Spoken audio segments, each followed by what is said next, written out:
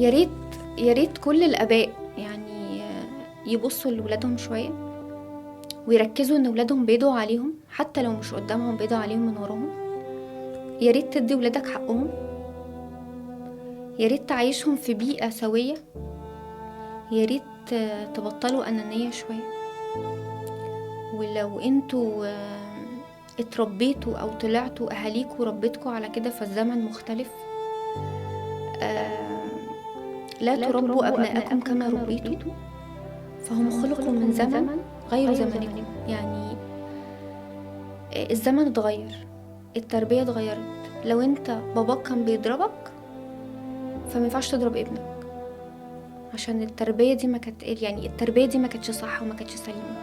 ومش عيب ان احنا نيجي نقول غلطانين، مش عيب ان الاب يقف مع ولاده ويقول له معلش انا غلطان، انا غلطت في حقك.